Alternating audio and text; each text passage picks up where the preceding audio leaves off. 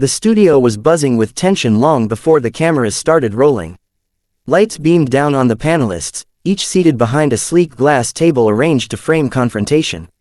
Pam Bondi, draped in a red blazer that matched her firebrand reputation, glanced sideways at Jasmine Crockett with a tight smile, one that barely concealed a storm beneath.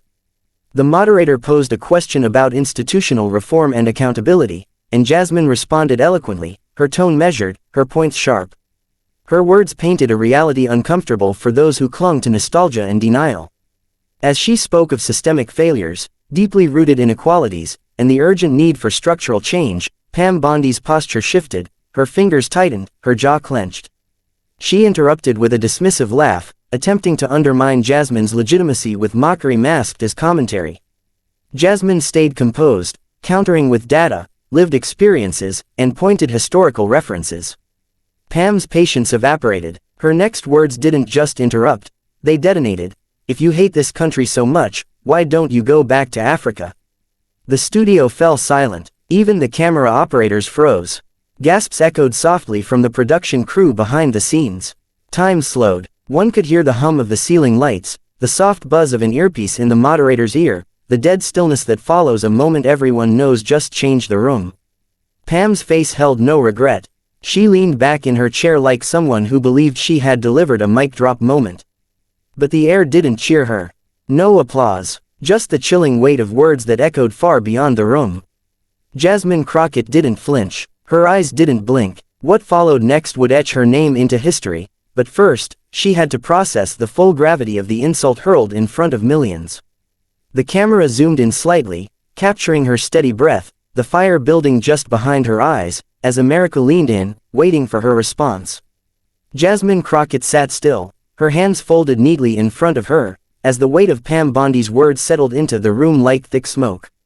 The insult had been loud, brazen, and impossible to ignore, but her silence in the immediate moment was louder.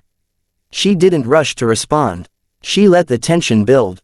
Her composure was deliberate, a decision, not hesitation.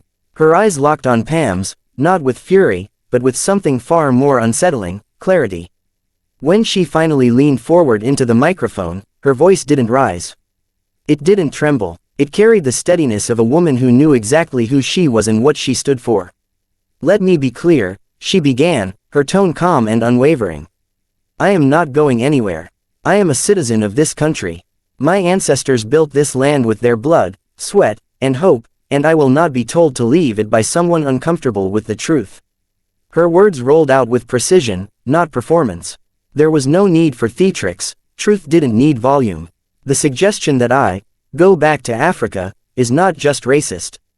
It's lazy, she continued, eyes never leaving her opponent. It's the default of someone who runs out of arguments but not arrogance. The audience, stunned moments ago, now murmured with growing energy. The moderator looked between the two women, unsure whether to intervene or let the moment breathe. Crockett continued, building strength with every word. "I don't hate America. I love it enough to demand better from it. I love it enough to hold it accountable, to demand justice, and to ensure that no little black girl watching this tonight believes she doesn't belong." The atmosphere shifted. Even those who had disagreed with her earlier now leaned in with quiet admiration. The fire in her voice was not rage, it was resilience, wrapped in dignity and intellect. "This isn't about me being offended. This is about a line that must not be crossed anymore in public discourse," she finished, and leaned back slowly, her point delivered not as retaliation, but as revelation. The silence that followed was no longer awkward, it was reverent. The clip hit the internet like a lightning strike, spreading with the speed and intensity of a storm no one could stop. Within minutes of the broadcast, the moment Pam Bondi uttered the words, "Go back to Africa," and Jasmine Crockett's powerful rebuttal flooded timelines, feeds, and inboxes across the nation.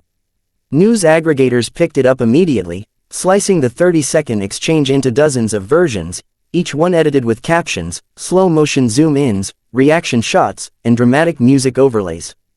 Twitter erupted first. Hashtag Pam Bondi exposed and hashtag Crockett clapback trended globally within half an hour.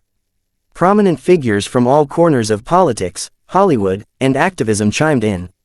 Ava DuVernay called Crockett's response, "poetry under pressure." Mark Ruffalo tweeted, "When you're composed in the face of hate, You don't just win, you educate. Even conservative voices couldn't ignore the firestorm. Some tried to defend Bondi, claiming she was taken out of context, but the raw footage made that argument impossible to sustain. The damage was visible and irreversible. TikTok creators posted mashups and breakdowns, young people reacting with dropped jaws and thunderous applause. Instagram Reels featured Crockett's words against backdrops of civil rights marches and national monuments. On YouTube, reaction videos from commentary channels amassed millions of views in hours.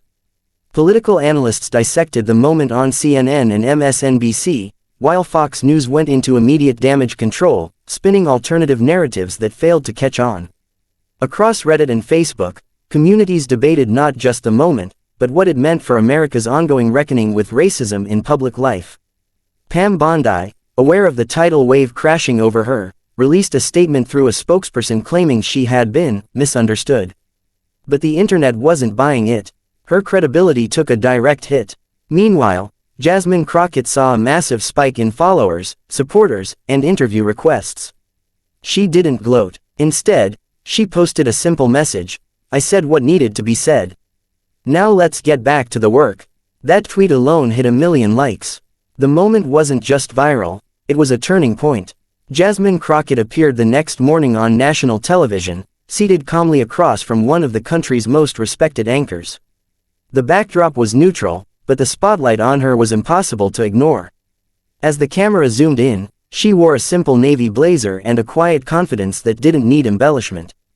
The anchor welcomed her and wasted no time asking about the viral confrontation. Crockett didn't deflect. She looked directly into the lens, speaking not to the anchor, but to the nation watching. "What happened wasn't just about me," she began. "It was a reflection of something deeper, a line of thinking that's been tolerated too long in public discourse." Her voice was even, deliberate. "I could have lashed out. I could have met disrespect with disrespect. But what good would that do for the millions of people watching, especially young people of color who've heard similar things said to them in classrooms, boardrooms, and online?" She paused, letting her words settle. "My response wasn't about being strong. It was about being clear. I know who I am. I know I belong. And I wasn't going to let anyone try to erase that on national television." The audience at home sat riveted. Her message transcended politics. It touched something human, dignity in the face of hate. As the anchor asked follow-ups, Crockett pivoted from the confrontation to a larger mission. "This moment," she said, "has reminded us how far we still have to go. But also how powerful truth can be when it's spoken with clarity." Her tone wasn't bitter, it was hopeful. We need more conversations, more accountability, and more courage from our leaders. Not just when the cameras are on, but when policy is written, when laws are enforced, when the everyday decisions that shape lives are made. Her words were echoed across channels all day. Cable news looped clips. Daytime talk shows praised her poise. Even international outlets picked up the interview, framing her as a new face of moral leadership. The country hadn't just witnessed a viral moment, it was witnessing a rising voice refusing to back down. A week had passed since the confrontation, but its aftershocks were still being felt across the country. Pam Bondi, once defiant, now appeared subdued as she stood at a podium for a hastily arranged press conference. Her team had urged her to address the backlash before it further damaged her public image. The room was tense, reporters waiting with pens poised and cameras rolling. Bondi's voice, usually sharp and confident, wavered slightly as she began. "I want to apologize to Representative Jasmine Crockett and to anyone who was hurt by my words," she said. "They were inappropriate and do not reflect my values." But the apology, though carefully worded, lacked sincerity. It sounded more like damage control than genuine remorse. The public's response was swift.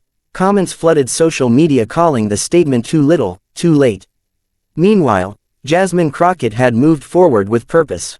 She didn't react publicly to Bondi's apology.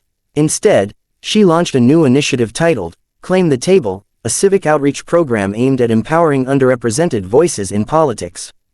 The press celebrated it as a direct response to the discrimination she had faced, turning an insult into an invitation for change.